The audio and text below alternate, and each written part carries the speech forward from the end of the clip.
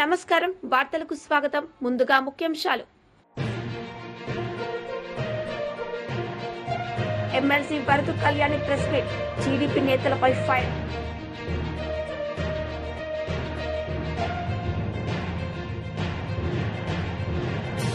మాజీ మంత్రి నిరంజన్ రెడ్డి మీడియా సమావేశం, పలు అంశాలపై ఫైర్.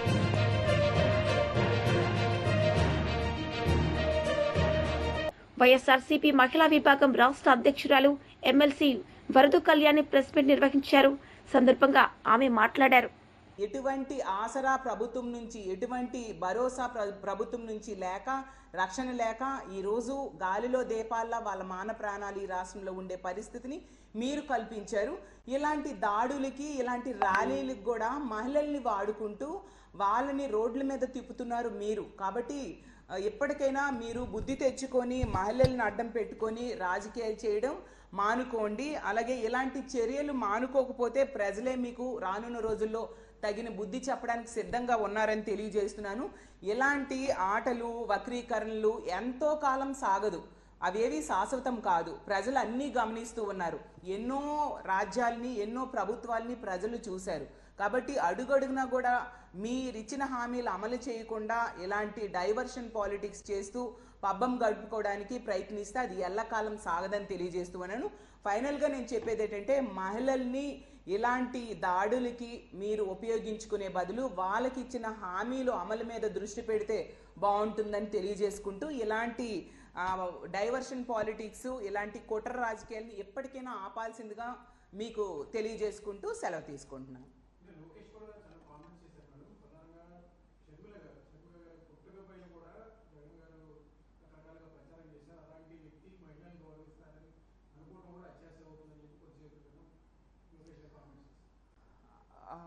మీరు చూస్తూ ఉన్నారు, జగన్మోహన్ రెడ్డి గారు ఎప్పుడు మహిళలకి ఎంతో గౌరవించే వ్యక్తి. అసలు తెలుగుదేశం పార్టీ అధ్యక్షులైన చంద్రబాబు నాయుడు గారే కోడలు మగబిడ్డను కంటానంటే అత్త వద్దంటుందా అంటూ మహిళలు పుట్టుకునే కించపరిచిన వ్యక్తి మనందరం చూసాం. అలాగే ఆ రోజు స్పీకర్గా ఉన్న కోడెల శివప్రసాద్ గారు ఏమన్నారు ఆడది వంటింట్లో ఉండాలి, కారు షెడ్లో ఉండాలి అంటూ చాలా నీచంగా తక్కువ చేస్తూ మాట్లాడడం జరిగింది. ఎందుకు ఆ ఎమ్మెల్యే అయిన బాలకృష్ణ గారు ఏం చెప్పారు, మహిళలకి కడుపైనా చెయ్యాలి, ముద్దైనా పెట్టాలి అంటూ చాలా, అంటే మాటల్లో చెప్పలేనంత దారుణంగా మాట్లాడడం జరిగింది. ప్రతి సందర్భంలో కూడా మహిళల్ని కించపరుస్తూ మాట్లాడింది మీ పార్టీ నాయకులు.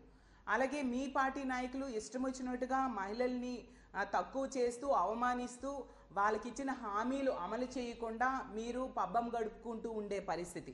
మహిళా సాధికారత కోసం, మహిళా రక్షణ కోసం, మహిళని ఆర్థికంగా ఉన్నత స్థానంలో కూర్చోబెట్టడం కోసం జగనన్న పెద్దపీట వేయడం జరిగింది. మహిళలకి ఎంతో గౌరవించే వ్యక్తి మా అధ్యక్షులైన జగన్మోహన్ రెడ్డి గారు అనేది ఈ రాష్ట్ర ప్రజలందరికీ కూడా తెలుసు. అసలు జగనన్న ముఖ్యమంత్రిగా ఉన్నంత కాలం కూడా తమ సొంత అన్న ముఖ్యమంత్రిగా ఉంటే ఎలాంటి భద్రతా భరోసా పొందుతారో అంతటి భద్రతా భరోసాని ఈ రాష్ట్రంలో ఉన్న మహిళలు పొందిన విషయం అందరికీ తెలుసు. అసలు కూటమి వాళ్ళు ఎన్నికల టైంలో చెప్పిన అబద్ధపు హామీలు నమ్మి ఓట్లేసిన వాళ్ళు ఈరోజు బాధపడుతూ ఉన్నారు. గుడిలో ఉన్న దేవుడిని వెలివేసి మళ్ళీ దేవుడు రావాలని ఇప్పుడు ప్రార్థన చేస్తున్నామే, అలాంటి పరిస్థితి మాకుందని ఈరోజు బాధపడుతూ ఉండే పరిస్థితి. జగన్మోహన్ రెడ్డి గారు ఈసారి ముఖ్యమంత్రి కాకపోవడంతో సంవత్సర కాలంలోనే ఎన్నో కష్టాలు ఈ రాష్ట్ర ప్రజలు అనుభవిస్తూ ఉన్నారు. ముఖ్యంగా మహిళలు అనుభవిస్తూ ఉండే పరిస్థితి మనం చూస్తూ ఉన్నాము. వీళ్ళ దిగజాడు రాజకీయాలకి, తప్పుడు రాజకీయాలకి మహిళల్ని వాడుకోవడం, దాన్ని మేము తీవ్రంగా ఖండిస్తూ ఉన్నామని తెలియజేస్తూ ఉన్నాను.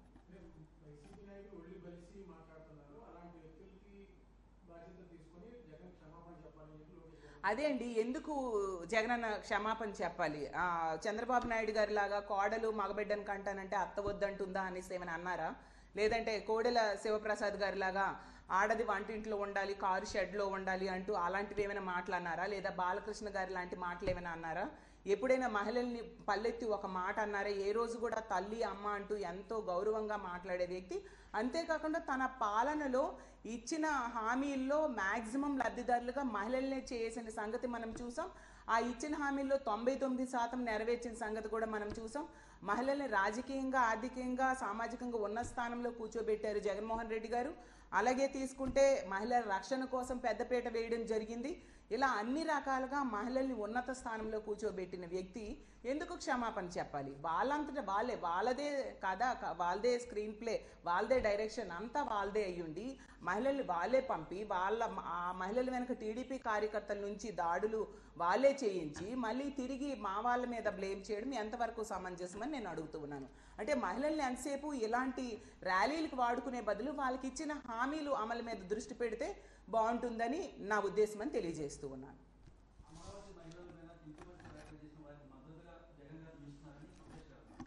ఏ రోజు కూడా అలా నిలవలేదండి.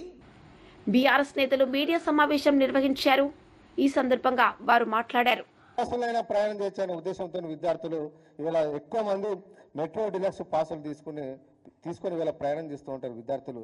ఎందుకంటే కెరీర్లో ఒక దిక్కు కాలేజీలో చదువుకోవడానికి, వేరే కోచింగ్లు పోవడానికి, ఆర్టీసీ బస్సుల కోసం, ఆర్డినరీ బస్సుల కోసం ఎదురు చూస్తే మిగతా నేను నేర్చుకునే యాక్టివిటీస్ ఆగిపోతాయనే ఉద్దేశంతో డబ్బులు కొంత ఖర్చు అయినా మంచి అని చెప్పి విద్యార్థులు వీళ్ళు మెట్రో డిలక్స్ బస్సులు తీసుకొని హైదరాబాద్లో లక్షలాది మంది విద్యార్థులు హైదరాబాద్ లెవెల్ మెట్రో డిలక్స్ పాసులు తీసుకుంటారు.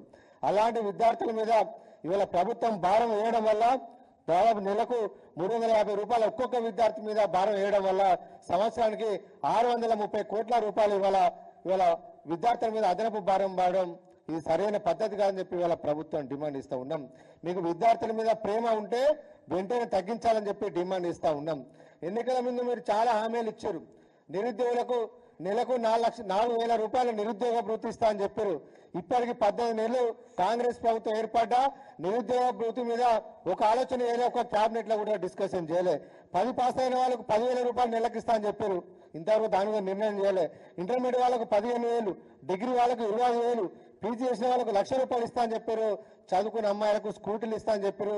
ఏ దాని మీద ప్రభుత్వం విద్యార్థుల ప్రయోజనం కోసం, విద్యార్థుల సంక్షేమం కోసం ఏ ఒక్క నిర్ణయం తీసుకొని ఈ ప్రభుత్వం ఇవాళ విద్యార్థుల మీద భారం వేసుడు మంచి పద్ధతి కాదని చెప్పి ఇవాళ ప్రభుత్వాన్ని ఇవాళ మేము ప్రశ్నిస్తా ఉన్నాం.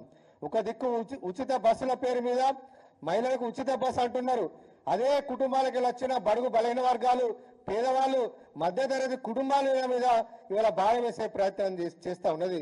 ఒక దిక్కు ఉచిత బస్సు అనుకుంటేనే ఇంట్లో ఒక పెద్దవాళ్లకు, మహిళలకు ఉచిత బస్సు అంటేనే వాళ్ళ పిల్లల మీద ఇవాళ అదనంగా 350 రూపాయలు నెలకు, సంవత్సరానికి దాదాపు ఒక 3,600 రూపాయలు ఒక్కొక్క విద్యార్థి మీద ఇవాళ భారం వేయడానికి ప్రభుత్వం జీవో నంబర్ 24 తీయడాన్ని మేము పూర్తిగా ఖండిస్తూ వెంటనే ప్రభుత్వం పెంచిన బస్ ఛార్జీలను తగ్గించాలని చెప్పి ఈ ప్రభుత్వాన్ని డిమాండ్ ఇస్తా ఉన్నాం.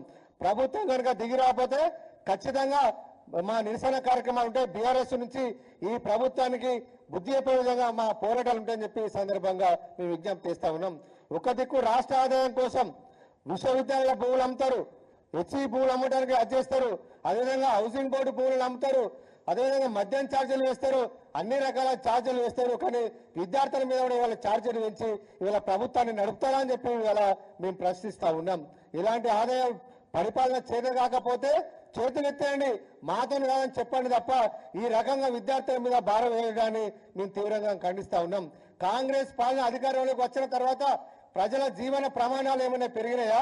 ప్రజల ఆస్తులు ఏమైనా పెరిగినాయా? ప్రజల యొక్క ప్రజల యొక్క జీతాలు ఏమైనా పెరిగినాయా? మీరు ఆస్తులు పెంచిరా? మీ పాలన వల్ల, మీ నిర్ణయాల వల్ల ఎందుకు ఇవాళ విద్యార్థుల మీద మీరు భారం వేస్తారని చెప్పి ఇవాళ మేము ప్రశ్నిస్తా ఉన్నాం. ఈ ప్రభుత్వానికి చిత్తశుద్ధి ఉంటే ఇప్పటికైనా వెంటనే దిగి వచ్చి పెరిగిన ఆర్టీసీ ఛార్జీలను తగ్గించాలని చెప్పి విద్యార్థుల మీద పడే భారాన్ని ప్రభుత్వమే భరించాలని చెప్పి వాటిని మినహాయించాలని చెప్పి ఇవాళ రాష్ట్ర ప్రభుత్వాన్ని మేము డిమాండ్ ఇస్తా ఉన్నాం.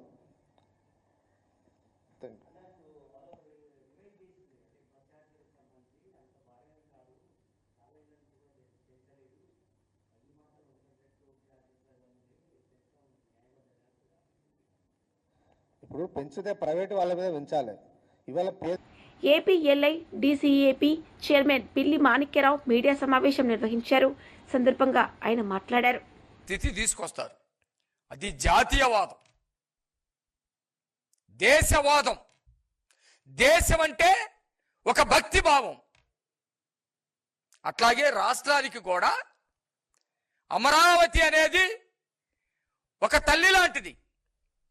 దేశానికి ఢిల్లీ ఒక తల్లి లాంటి దేశానికి తల్లి లాంటిది ఎట్లా అయిందో రాష్ట్రానికి కూడా రాజధాని అనేది ఒక తల్లి లాంటిది.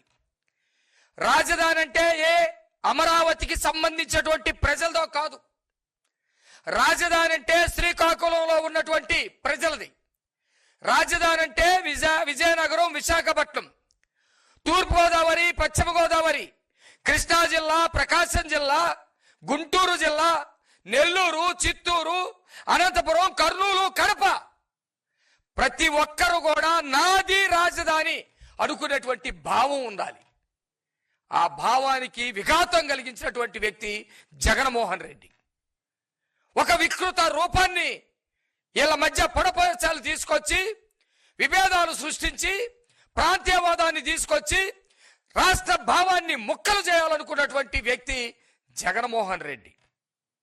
దేశ భద్రతకి, దేశ సమగ్రతకి, దేశ సమైక్యతకి ఎవడైనా దెబ్బతీయాలనుకుంటే దేశం ఏ విధంగా ఎదురు దాడి చేస్తుందో ఈరోజు జగన్మోహన్ రెడ్డి రాష్ట్ర భద్రతకి, రాష్ట్ర ఆత్మగౌరవానికి, రాష్ట్ర గౌరవానికి ప్రతీకగా ఉన్నటువంటి రాష్ట్ర రాజధానిని వేశ్యలతోటి పోల్చాడంటే నిజంగా జగన్మోహన్ రెడ్డి మనిషి కూడా కాదు. మానవత్వం సంగతి అట్టుంచు, పశువులతో కూడా పోల్చకూడదు. ఒక వింత జీవి అయి ఉండాలి, వికృత మనస్కుడై ఉండాలి, ఒక వికార స్వభావం అయి ఉండాలి. నిజంగానే జగన్మోహన్ రెడ్డి ఒక వికార స్వభావి. ఈ దేశంలో అనేకమైనటువంటి రాజకీయ పార్టీలు ఉన్నాయి. ఆ రాజకీయ పార్టీలకి అనేకమైనటువంటి సిద్ధాంతాలు ఉన్నాయి. ఆ సిద్ధాంతాల ప్రాతిపదిక మీద ప్రజల్లో చైతన్యం తీసుకొచ్చి తద్వారా ప్రజలకి అండగా ఉండి అధికారాన్ని పొందాలని చూస్తారు. అధికారం పొందిన ప్రతి రాజకీయ పార్టీ అది దేశంలోనైనా రాష్ట్రాల్లోనైనా ఆ రాష్ట్ర ప్రజలకి మేలు చేయాలని, ఆ రాష్ట్రానికి గౌరవం తీసుకురావాలని, ఆ రాష్ట్ర ప్రజలకి అనేకమైనటువంటి అభివృద్ధి సంక్షేమ పథకాలు తీసుకురావాలని, ఆ ప్రజలు స్వేచ్ఛగా తిరగాలని, ప్రజాస్వామ్యాన్ని కాపాడాలని అనుకుంటాయి. జగన్మోహన్ రెడ్డి లాంటి వ్యక్తి కానీ, జగన్మోహన్ రెడ్డి లాంటి రాజకీయ పార్టీ కానీ ఈ దేశంలో ఎక్కడా లేనటువంటి పరిస్థితి. ఆయన రాజకీయ పుట్టుకే ఒక మరణ హోమాన్ని సృష్టించినటువంటి పరిస్థితి.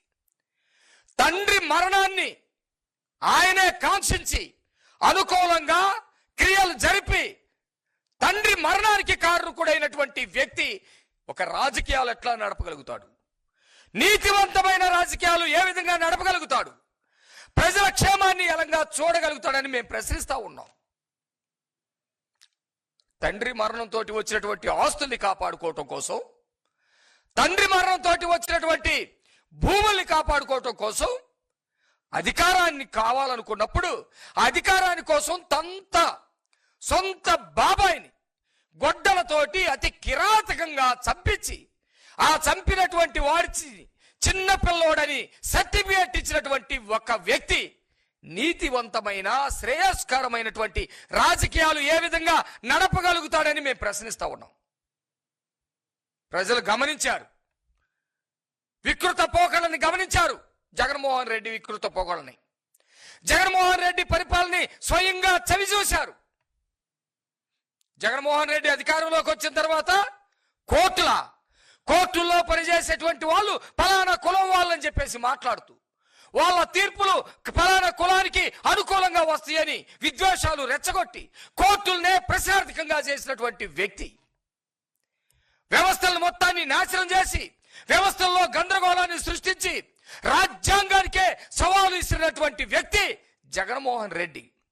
రాష్ట్రంలో ఉన్నటువంటి వనరుల మొత్తాన్ని దోపిడీ చేసి ఆ దోపిడీకి వచ్చినటువంటి సొమ్మునంతా తన ప్యాలెస్ కి చేరే విధంగా ప్రణాళికలు సిద్ధం చేసినటువంటి వ్యక్తి జగన్మోహన్ రెడ్డి.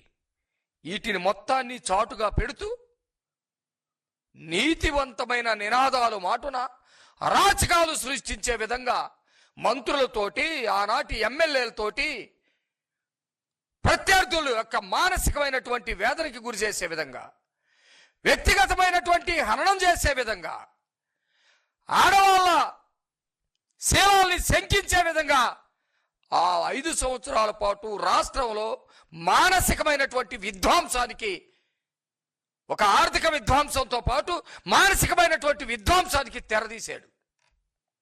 ప్రజలు చూశారు. చంద్రబాబు నాయుడు గారు లాంటి మహానుభావుణ్ణి వ్యక్తిగతంగా కక్షగట్టి జైల్లో పెట్టించాడు.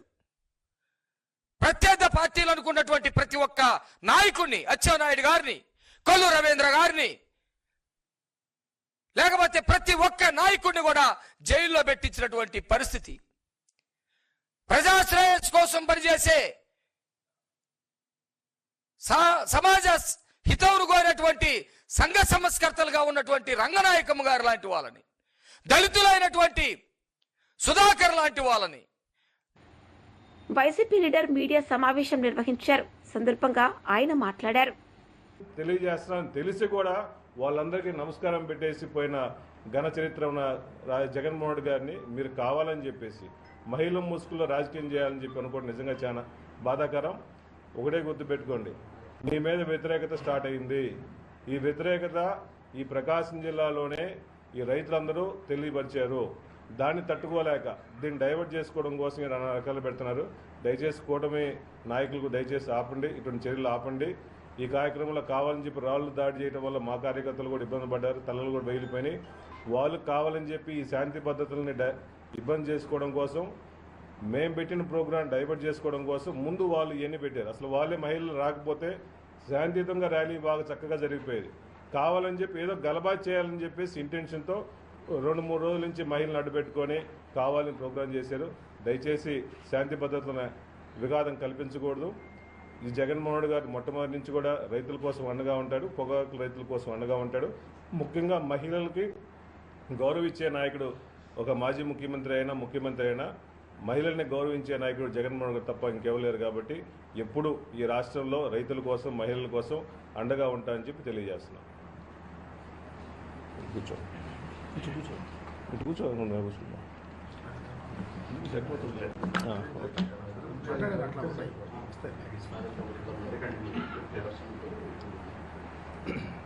అందరికీ నమస్కారం. గౌరవ మాజీ ముఖ్యమంత్రి వర్యులు, అలాగే వైఎస్ఆర్ కాంగ్రెస్ పార్టీ అధ్యక్షులు శ్రీ వైఎస్ జగన్మోహన్ రెడ్డి గారు ఈరోజు పొగాకు రైతుల యొక్క బాధలు తెలుసుకోవాలని, వారికి అండగా నిలబడాలని ప్రకాశం జిల్లా పొదిలి పొగాకు బోర్డు ప్రాంగణానికి పరిశీలనకు రావడం జరిగింది. ఆ సందర్భంగా అక్కడికి విచ్చేసిన రైతు సోదరులకు, సోదరిమణులకు, వైఎస్ఆర్ కాంగ్రెస్ పార్టీ నాయకులకు, కార్యకర్తలకు, అభిమానులకు, అలాగే ఆ కార్యక్రమానికి సహకరించినటువంటి మా జిల్లా అధ్యక్షులు శ్రీ బూచపల్లి శివప్రసాద్ రెడ్డి గారికి, శాసనమండలి సభ్యులకు, శాసనసభ్యులకి, అలాగే మా పార్టీ శాసనసభ్యులకి, శాసనమండలి సభ్యులకి, మా పార్టీ నియోజకవర్గ బాధ్యులకి, ప్రతి ఒక్కరికి కూడా ప్రత్యేకంగా ధన్యవాదాలు తెలియపరుచుకుంటా ఉన్నా. అలాగే ఈ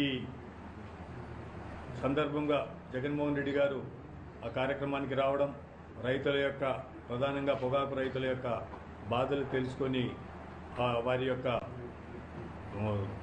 గిట్టుబాటు ధర కల్పించేదానికి ప్రభుత్వంపై ఒత్తిడి చేయడం అనేది చాలా ఆనందించదగ్గ విషయం. ఈ సందర్భంగా వారు వచ్చిన సందర్భంగా జరిగినటువంటి 2-3 చిన్న ఇన్సిడెంట్స్కి చింతిస్తూ ఉన్నాం. ఈ పక్కన వైఎస్ఆర్ కాంగ్రెస్ పార్టీ కార్యకర్తలకు, అలాగే డిపార్ట్మెంట్ వారికి, తదితరులకు కూడా చిన్న చిన్న గాయాలు కూడా అయినాయి. దీన్ని ఎవరు చేసినప్పటికీ కూడా దాన్ని ఖండిస్తూ ఉన్నాం. ఇది మంచి పద్ధతి కాదు అని చెప్పేసి కూడా. మాజీ మంత్రి నిరంజన్ రెడ్డి మీడియా సమావేశం నిర్వహించారు. సందర్భంగా ఆయన మాట్లాడారు. గోదావరి నది మీద వాళ్ళు తలపెట్టినటువంటి ప్రాణహిత చేవేళ్ల పథకాన్ని రూపకల్పన చేసినప్పటికీ నీళ్లు లేని చోట ప్రాజెక్టులు కట్టి అసలు పనులు జరగాల్సిన కాడ పనే మొదలు పెట్టకుండా, పనులు జరగాల్సిన కాడ అనుమతులు సాధించకుండా, అంతరాష్ట్ర అనుమతులు సాధించకుండా, కేంద్ర జలసంఘం అనుమతులు సాధించకుండా తెలంగాణ సమాజాన్ని నమ్మించడానికి ఒక కుట్రపూరితంగా ఆనాడు ప్రాణహిత చేవేళ్ల అనేటువంటి ఆచరణకు సాధ్యం కానటువంటి ఒక ప్రాజెక్టును తెర మీద తీసుకొని వచ్చినారు. తెలంగాణ ఉద్యమం నడిచేటప్పుడే మేము దాన్ని ఎండగట్టి చూపించినాం. కేవలం 16 టీఎంసీల సామర్థ్యం కలిగినటువంటి ఈ మొత్తం ప్రాజెక్టు తెలంగాణ, ఉత్తర తెలంగాణ రైతన్న లేక ఆకాంక్షలు ఎట్లా తీరుస్తుంది, సాగునీరు తాగునీరు ఎట్లా వస్తుందని అనేక రకాలుగా అది ఎట్లా సాధ్యం కాదో చెప్పినాం. 7 ఏళ్ళు ఉన్నారు వాళ్ళ అధికారంలో. ఇటు రాష్ట్రంలో కానీ, అటు మహారాష్ట్రలో కానీ, అటు ఢిల్లీలో కానీ ఏ రకమైన అనుమతులు సాధించలే. ఆ ప్రాజెక్టును వాళ్ళు పూర్తి చేస్తే ఎవరడ్డం పడలే. కానీ వాళ్ళు వాళ్ళ చేతగానితనాన్ని కప్పిపుచ్చుకోవడం కోసం ఒకసారి కాళేశ్వరం ప్రాజెక్టు మొదలై రీడిజైనింగ్ అయ్యి ప్రాజెక్టు రూపకల్పన చేసి పనులు మొదలై వాళ్ళ కాలంలో, కాంగ్రెస్ కాలంలో ఏదైనా ఒక ప్రాజెక్టు కడితే ఈ రాష్ట్రంలో కానీ దేశంలో కానీ దశాబ్ద కాలం లోపల ఫలితం ఇచ్చిన ఒక్క ప్రాజెక్టు లేదు కాంగ్రెస్ కట్టింది ఈ దేశంలో. ఏ ప్రాజెక్టు కట్టినా 30 ఏళ్లు, 35 ఏళ్లు, 40 ఏళ్ల కాలం తీసుకున్నారు. ఆ విధంగా కాలయాపన చేసి ఫలితాలు, ఈ తరం అనుభవించాల్సిన ఫలితాలు వచ్చేటువంటి తరం కూడా అనుభవించదో అటువంటి స్థితి కల్పించినారు. కానీ కేసీఆర్ గారు తెలంగాణ తెచ్చుకున్నదే ఈ నీళ్లను తెలంగాణ రైతన్నలకి ఎనికే, తెలంగాణ పల్లెలకి ఎనికే, దాహర్తి తీర్చనికే, ఇక్కడున్న కరువును పారదోలనికే, ఇక్కడ ఉండేటువంటి రైతుల ఆత్మహత్యలు ఆపనికే, ఇక్కడ పసిడి పంటలు పండనికే మనం ప్రాజెక్టులు కడుతున్నామని చెప్పి ఉరుకుల పరుగుల మీద అటు పాలనా యంత్రాంగాన్ని, ఇటు ఇంజనీరింగ్ యంత్రాంగాన్ని, మంత్రిమండలి బాధ్యత తీసుకొని నిపుణుల యొక్క సూచనలు సలహాల మేరకు, కేంద్ర జలసంఘం యొక్క అనుమతుల మేరకు, కేంద్ర జలసంఘం సూచనల మేరకు పొరుగు రాష్ట్రంతో ఒప్పందం చేసుకొని ముంపు సమస్య లేకుండా, అటవీ సమస్య లేకుండా, పర్యావరణ సమస్య లేకుండా అన్ని రకాల అనుమతులను పొంది నిపుణులు సూచించిన మేరకే ప్రాజెక్టును రూపకల్పన చేసి అత్యంత వేగంగా నిర్మాణం చేసి ఫలితం ఇచ్చినాం ప్రజలకు. ఇది వాళ్ళ కంటగింపు. ఏనాడు కూడా కాంగ్రెస్ దీన్ని, ఈ అభివృద్ధిని హర్షించలేదు, స్వాగతించలేదు. తెల్లారితే పొద్దుముక్తే అబాండాలు వేసే దాని మీదనే వాళ్ళ ప్రచారం కొనసాగుతూ వచ్చింది. 84,000 రూపాయలు ఖర్చు, 84,000 కోట్లు ఖర్చు అయినాటికే 2 లక్షల కోట్ల అవినీతి జరిగిందని చెప్పి మాట్లాడినటువంటి నీచపు ప్రవర్తనను, నీచపు లేఖితనాన్ని వాళ్ళు వ్యక్తం చేస్తూ ప్రజల్ని పక్కదారి పట్టించాలనేటువంటి ప్రయత్నం చేసినారు. అయినా ప్రజలకు అర్థమైంది, నీళ్లు వచ్చినాయి. ఇవాళ ఉత్తర తెలంగాణలో ఉండేటువంటి దాదాపు అన్ని జిల్లాలకు పాత ప్రాజెక్టులకు అనుసంధానం కావచ్చు, స్టెబిలైజేషన్ కావచ్చు, కొత్తగా ఇచ్చే ఆయకట్టు కావచ్చు, 40 లక్షల ఎకరాలకు నీళ్లు ఇచ్చేటువంటి వసతిని కాళేశ్వరం ద్వారా 2 టీఎంసీల ద్వారా మనం ఆల్రెడీ సదుపాయాలు కల్పించినాం. ముందు చూపుతోన పొరుగున ఉండేటువంటి ఆంధ్రప్రదేశ్ రాష్ట్రం నుంచి భవిష్యత్తులో నీటి వాటాలకు సంబంధించినటువంటి అంశాలలో వాళ్ళది పైచేయి కాకుండా ఉండాలనేటువంటి ఉద్దేశంతో వ్యూహాత్మకంగా 3వ టీఎంసీకి సంబంధించినటువంటి పనులను కూడా వ్యూహాత్మకంగా ప్రారంభించడం జరిగింది. ఇవన్నీ తెలంగాణ ప్రజల మేలు కోసం చేసినటువంటి, తెలంగాణ ఆర్తితోన ఆ కడుపులో ఉండేటువంటి ఆ తెలంగాణ ప్రజల పట్ల ఉండేటువంటి ఆ ఆర్ద్రతతోన చేపట్టినటువంటి కార్యక్రమాలు. కానీ ఇవాళ కాంగ్రెస్ పార్టీ అధికారంలోకి వచ్చిన తర్వాత కాళేశ్వరం నీళ్లను సకాలంలో రైతులకు ఇవ్వకుండా కేవలం కాళేశ్వరం అంటే ఒక బ్యారేజ్ కాదు, మీ అందరికీ తెలుసు, ప్రజలందరికీ తెలుసు. కాళేశ్వరం అంటే ప్రాజెక్టుల సమూహం లేదా సముదాయం. ఇది ప్రాజెక్టుల సముదాయం. 3 పెద్ద బ్యారేజ్లతో పాటు, రిజర్వాయర్లతో పాటు, అండర్ గ్రౌండ్ టనల్స్ తో పాటు, ఓపెన్ కెనాల్స్ తో పాటు, పంపింగ్ స్టేషన్స్ తో పాటు మైళ్ళ కొద్ది దూరం నడిచేటువంటి డిస్ట్రిబ్యూటరీ నెట్వర్క్ తోన ప్రపంచంలోనే అత్యద్భుతమైనటువంటి ఒక మేజర్ లిఫ్ట్ ఇరిగేషన్ ప్రాజెక్టును ప్రపంచానికి, సాగునీటి రంగంలో ప్రపంచానికి పరిచయం చేసినటువంటి ఘనత కేసీఆర్ నాయకత్వాన బీఆర్ఎస్ ప్రభుత్వం చేసింది అన్నాడు. దీన్ని హర్షించాల్సింది పోయి కేంద్ర జలసంఘ నిపుణులు ఆనాడు ప్రాజెక్టు సందర్శించి వాళ్ళు చెప్పినారు, it is an engineering Marvel అన్నారు. ఇంజనీరింగ్ వ్యవస్థలో ఇది మా అద్భుతమని కొనియాడినారు. ఆనాడు ఉండేటువంటి గవర్నర్ నరసింహన్ గారు పోయి కాళేశ్వరం దీని యొక్క అద్భుతం, ఇది భవిష్యత్. వార్తలు ముగించే ముందు ముఖ్యాంశాలు మరోసారి. MLC Varadu Kalyani press meet, TDP నేతలపై ఫైర్.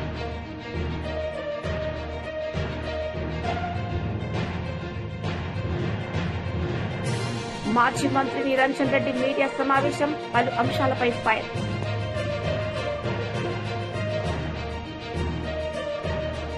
ఈ వార్తలు ఇంతటితో సమాప్తం. తిరిగి ప్రసారమయ్యే వార్తలు మళ్ళీ కలుద్దాం. అంతవరకు సెలవు. నమస్తే.